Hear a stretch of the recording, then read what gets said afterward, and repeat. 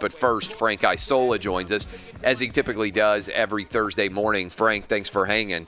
We got a lot to dive into here.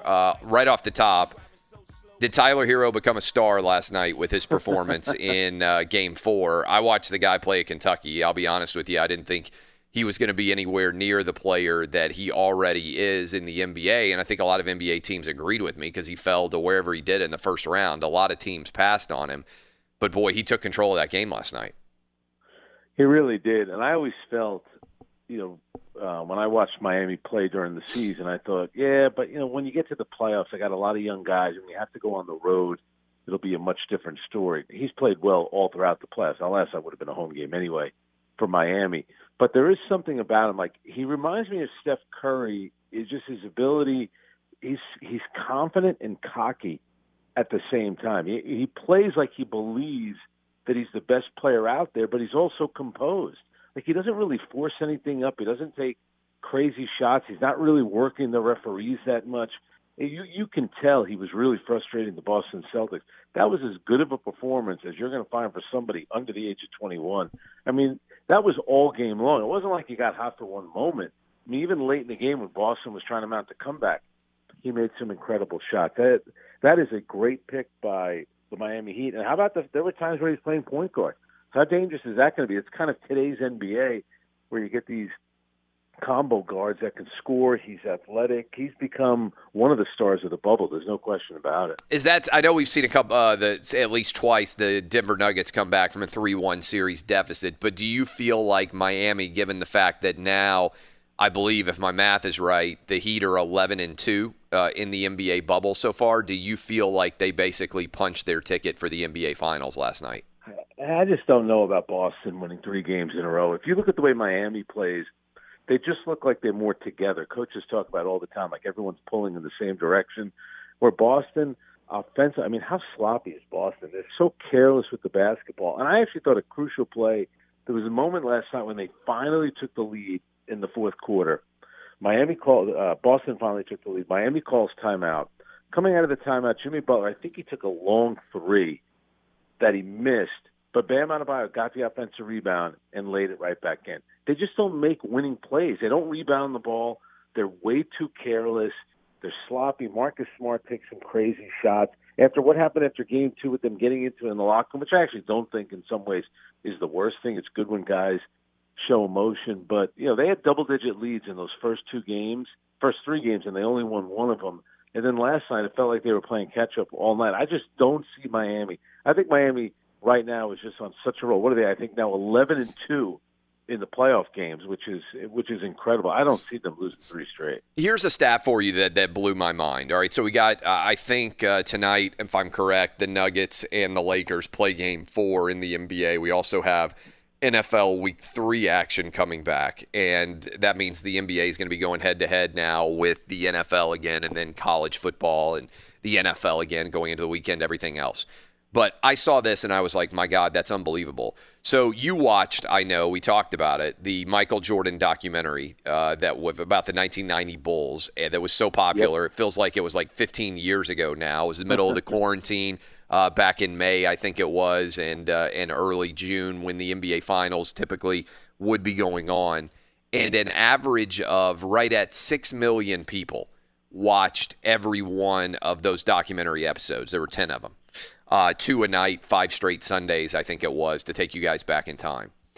More people watched that ESPN documentary on the NBA Finals, on the NBA and Michael Jordan, the 1990s era Chicago Bulls, than have watched any NBA playoff game so far this playoff season. Wow. What does that tell us?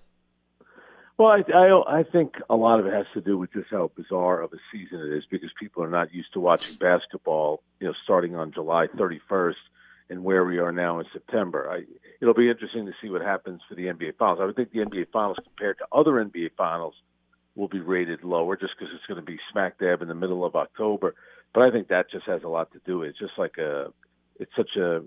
these extraordinary times that we're in right now, and to be playing at this time of year. Now there are other options. And I also think, too, when people were away, during the pandemic and there were no sports on, I think there were some people that kind of got used to it a little bit. The weather is still nice in a lot of places. And to your point, football has started. And, you can never underestimate this country's insatiable appetite for college football and pro football. And college football, to me, really hasn't started yet. I feel like it starts this weekend with the SEC playing their games. Like, a lot of these matchups haven't been that interesting. So I would think going up against college football and pro football now will even be tougher for the NBA. Yeah, that's going to be interesting. Again, I think that data point is just fascinating to contemplate. What did you think, by the way, about LeBron James no commenting? I know we talked about the LA police shooting and everything else that's complicated there. When he was directly asked about potentially giving money to help catch the guy who was involved in the shooting, he said no comment. This seemed crazy to me. LeBron had a couple of weeks to think about what he was going to say, and then he no comments. Or were you surprised by that? I think LeBron is pretty calculated in a lot of things that he does. So I think he was probably prepared for that question to come at some point. I agree with you. It is interesting how long it took for the question to get asked, because it was a pretty big story. And I think there were certain things that he's just not going to get involved in. And I think he'd rather take the criticism for not saying anything than saying something that would tick people off. Because, listen, he's not dumb. He knows that question is coming. In fact, I think he's probably a little surprised that it took so long for the question to come, because it was something that had been out there for a while. I mean, when's the last time you heard, a law enforcement person out of nowhere just say, "I'd like to see LeBron James put up some money for the reward"? I mean, you guys put up money for it. What was that, like 2 weeks ago already? Yeah, we put up $10,000 at Outkick for, and they still haven't caught the guy for the guy who shot the police officers. I'm actually a little surprised at that too. I thought, it's a video and stuff. I mean, sometimes it tells you it's not as easy as it seems. But I think that's one of those LeBron where he's thinking, I could only put myself in a bad position if I say something, so I'm not saying anything. I think it's crazy that he didn't just say, "Hey, I believe that we need to catch the guy who shot the police and bring him to justice." I mean that seems like a really easy answer. But and one of them, Clay. Yeah. What amazes me too is I thought there were a lot of insensitive comments about what happened out there. I mean, these are just two people doing their job, and one of them happened to be a 24-year-old mother who I think has a really small child. I mean, yeah.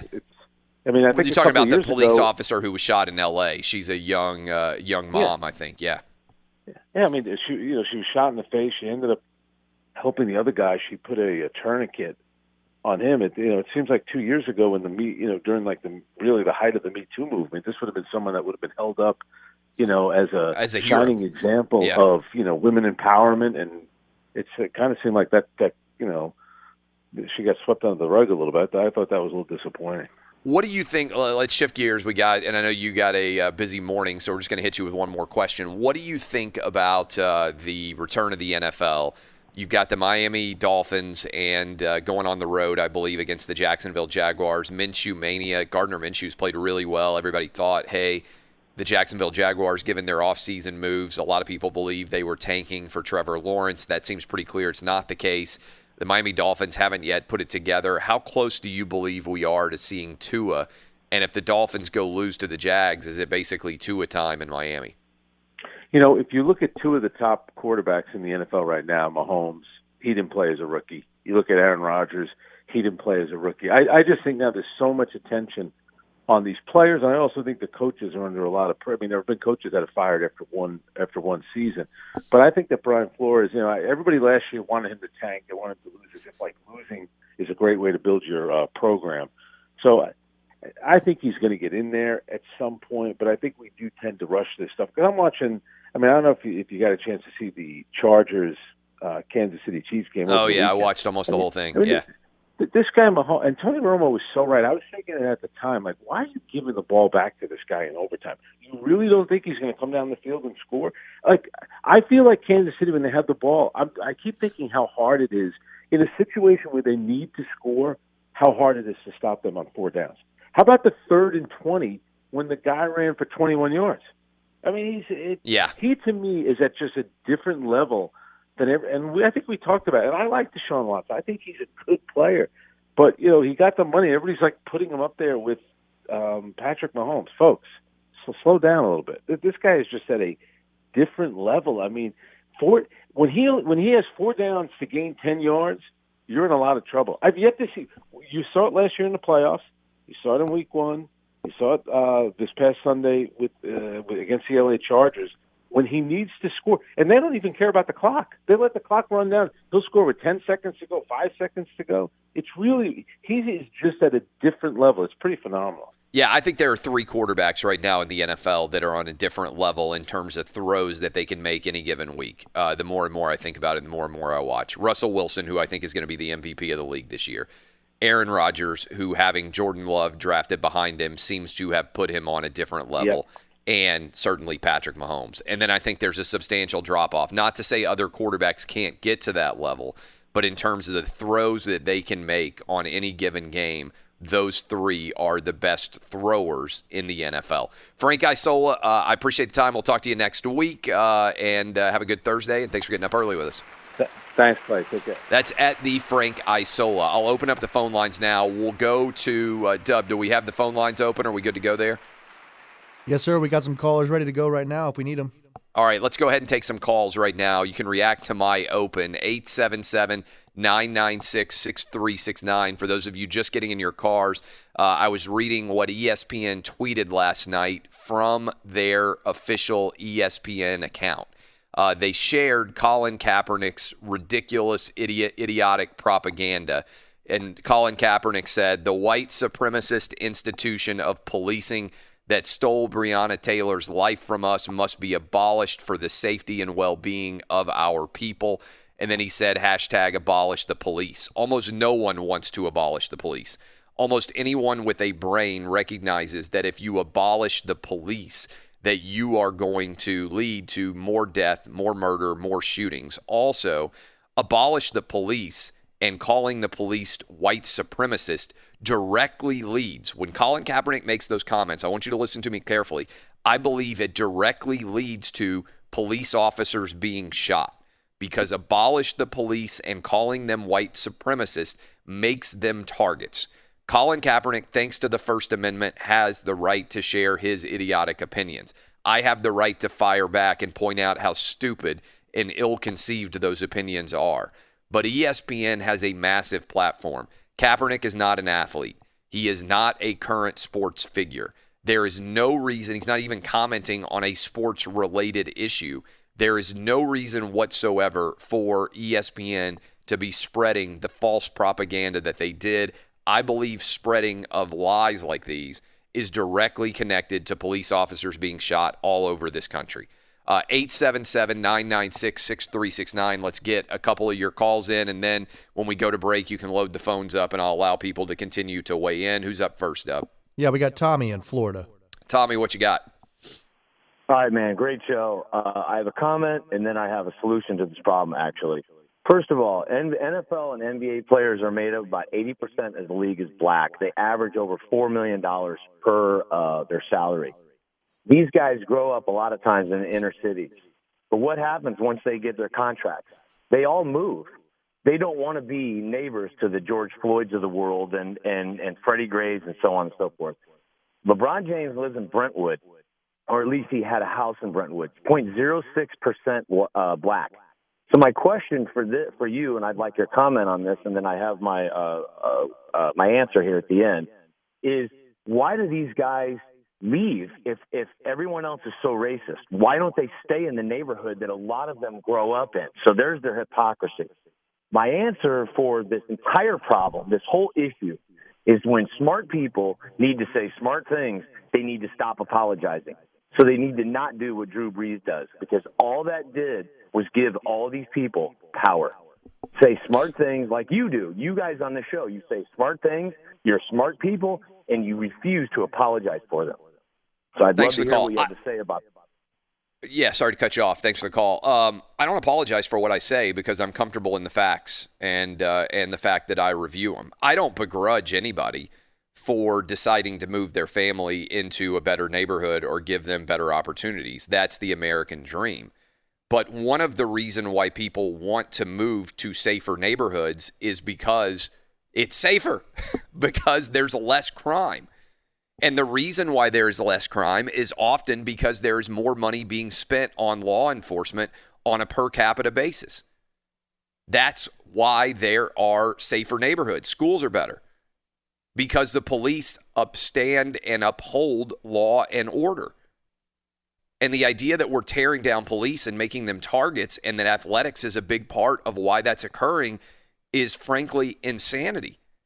And I see it happen time after time after time, and no one will speak up to it. If athletes wanted to make the biggest possible difference in America today, the most impactful thing they could say is just 3 words: respect the police. VIP line, Daytona Beach. Who's up next? It's Tyson. Tyson in Daytona Beach. What's up, my man? Clay, my man, been a VIP member for 2 years. So I'm looking forward to the SEC season coming up. I read your article on the website about Tennessee and our, where we're going. What do you think about this upcoming year, and what do you think our overall record will be at the end? Well, first of all, I appreciate you being a VIP. What I would ask is, I can give you opinions on anything under the sun, but try to call in directly connected to what exactly is going on with the topic of the day. If you want to jump to the front of the line, I think Tennessee is going to win 6 games, go 6-4. When we go to break, all right, load up the phone lines. You can all react. 877-996-6369. By the way, SEC Commissioner Greg Sankey will be with us tomorrow to talk about the return of the Southeastern Conference on the radio program. This is Outkick on Fox Sports Radio.